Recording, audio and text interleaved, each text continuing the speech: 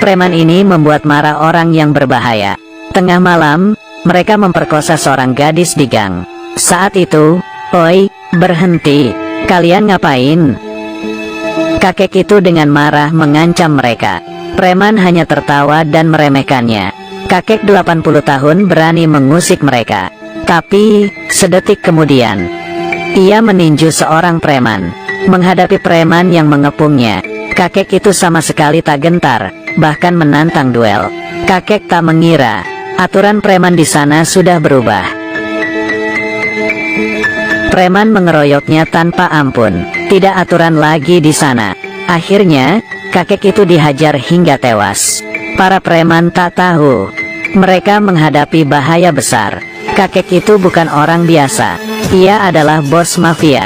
Dulu, ia adalah bos mafia Isen. Semua orang takut padanya. Siapa kira kakek ini akan dibunuh oleh preman urakan? Adiknya, Riti yang berada di Spanyol mengetahui kabar itu. Ia sangat berang, lalu melacak geng preman itu.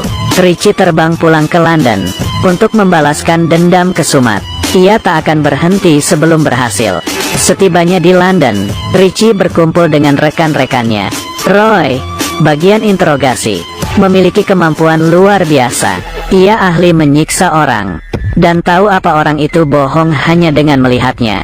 Arthur, penegak hukum, orangnya mudi dan sadis. Tak ada yang berani mengganggunya. Algojo, Butch, tak punya hati. Ia dapat memutilasi orang hanya dalam 15 menit. Ricci, ketua mafia sudah pensiun 20 tahun. Meski sudah tua, jiwanya masih muda. Mereka semuanya sadis. Ricci bersumpah akan mencari pembunuh kakaknya dan membalaskan dendam. Ia mengacuhkan larangan polisi dan masuk ke TKP dengan percaya diri. Selain noda darah, bukti lainnya sudah diamankan polisi. Demi mendapat petunjuk, Ricci menemui Jack, yang merupakan mantan polisi. Dulu mereka berkolusi untuk berkuasa, dan sama-sama mengatur kota. Di zaman itu, selain Bohau dan Leiluo, di barat juga ada Ricci dan Jack. Perbedaannya adalah mereka berdua sudah pensiun. Yang satu pindah ke Spanyol dan jadi pebisnis. Yang satu lagi pensiun dalam damai. Jack memberi Ricci petunjuk, tapi videonya tidak jelas. Satu-satunya saksi adalah korban. Akhirnya, Ricci menemui gadis yang mau diselamatkan kakaknya. Gadis itu berkata, sebuah nama, Aaron. Ia adalah pimpinan preman yang telah membunuh kakak Ricci. Ricci tak peduli ia dari geng apa, dan tak peduli sekuat apa dia. Karena ia membunuh kakaknya, Ricci akan menghabisinya sampai ke akar-akarnya. Pokoknya, mata ganti mata, gigi ganti gigi. Seharusnya tidak ada yang mengusik mereka.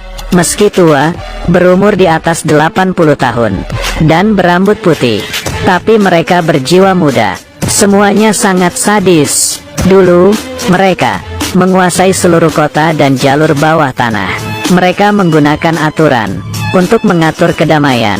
Tapi, setelah mereka pensiun 20 tahun kemudian, ada yang melanggar aturan dan mengacau kedamaian.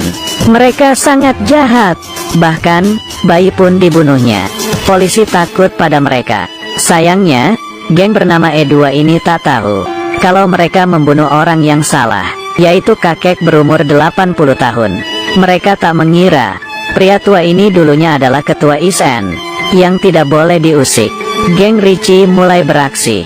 Ketua E2, Aaron sangat licik dan susah dilacak. Mereka mulai dari para bawahannya. Roy menangkap tangan kanan Aaron. Melihat Roy yang renta, mereka meremehkan dan mulai mencaci makinya. Mereka minta dilepas. Kalau tidak, E2 akan bertindak. Isen sudah lama tidak dimaki seperti itu. Ricci membalas memaki mereka. Seorang anggota E2 ditinju hingga pingsan oleh Arthur. Roy yang sadis, menikmati waktunya menyiksa orang. Ia menikam paha E2 dengan paku panjang, hingga menyadarkan pria itu dari pingsannya. Ia berteriak kesakitan. Melihat beragam senjata di tangan Roy, ia sekarang ketakutan, tapi sudah terlambat. Tulang yang keras kalah melawan mata bor. Pria itu pingsan lagi. Temannya pucat pasi dan minta ampun. Ia berjanji akan membawa Aaron pada mereka. Arthur tahu ia berbohong, tapi Richie melepaskannya. Begitu ikatan dilepas, ia lari. Tapi pria itu tak mengira Richie akan sekejam ini. Mustahil untuk membohongi Richie. Richie melepas ikatannya karena ia pantang membunuh orang terikat. Sekarang Is-en tahu tidak ada yang berani membocorkan lokasi Aaron. Pria yang dibor tadi mati kehabisan darah. Richie tak peduli. Balas dendam yang kejam baru akan dimulai. Karena tak menemukan lokasi Aaron, Is-en membunuh bawahannya secara membabi buta. Mereka menikmati perburuan kali ini. Mereka menanyai bawahan Aaron satu persatu. Tapi semuanya tutup mulut. Setia sekali, ya, pria ini tak mempedulikan nyawanya. Dan malah memaki keluarga mereka. Richie terlalu sayang dengan keluarganya. Akhirnya, ia berang dan menghajarnya.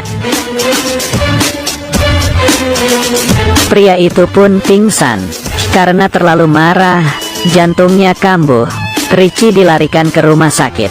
Tapi, Is-en tak tahu kalau gadis korban itu sudah menjual mereka. Geng E2 datang ke rumah sakit. Mereka membawa pistol kedap suara untuk menghabisi 4 kakek renta. Wanita ini datang dan menembaki kasur. Ia kira ia berhasil, tapi itu rupanya jebakan. Percuma saja mereka membawa senjata, karena mereka sudah dikepung. Mendengar suara tembakan, Aaron merasa ada yang salah. Ternyata, Richie bersandiwara. Ia pura-pura sakit jantung, dan menyuruh korban berkhianat. Tujuannya adalah memancing Aaron keluar, dan memburu mereka di rumah sakit, lalu membasminya sekaligus. Tapi, Aaron melawan mati-matian. Aaron tak mengira yang ia tembak adalah orangnya. Di tengah adu tembak, Is-en tetap tenang. Mereka sudah biasa tembak-tembakan. Meski tua, mereka tidak lamban. Sekali tebas, lawannya berteriak minta ampun. Arthur menembak dan membunuh satu musuh. Ia menembak tabung pemadam. Di tengah asap, mereka terus menembak. Meski Is-en kalah jumlah, tapi mereka sudah menyiapkan semua. E2 menangkap gadis tadi dan menjadikannya sandera. Dengan santai, Richie dan gengnya menyerah. Aaron sangat marah. Tapi, saat itu, Aaron dikhianati oleh temannya. Richie segera memungut pistol Aaron. Teman-temannya berteriak, tembak. Tapi, Richie punya kebiasaan.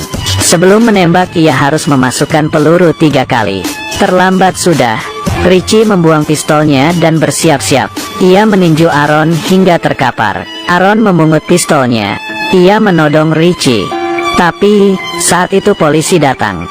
Aaron berteriak ia akan membunuh Richie. Tapi, ternyata pistolnya kosong. Polisi mengepung mereka. Melihat pistol, polisi langsung menembak. Semua ini adalah rencana Richie yang cerdik. Ia meminjam tangan polisi, supaya tangan Is-en bersih. Untung saja perhitungan mereka tepat. Is-en di sini adalah korban. Polisi tidak bisa menghukum mereka. Mereka adalah geng mafia Is-en, yang berani dan pintar menyusun strategi. 4 kakek 80 tahun, bersatu menumpas E2, geng preman urakan. Sekaligus membalaskan dendam. Tak ada yang mengira ini hanya permulaan. Richie berpamitan dengan sedih. Ia akan menetap di London, untuk menegakkan kedamaian di kota, dan memberantas preman. Ia ingin kembali jadi mafia, dan mengajari anak-anak muda. Peraturan dan moral harus ditegakkan. Mentang-mentang muda, tidak boleh semena-mena. Di atas langit masih ada langit. Contohnya dia, dan dia. Kalau saja tak membunuh anjing itu, menculik gadis itu, dan tak menghajar kakek itu, mungkin saja nasib mereka akan berbeda.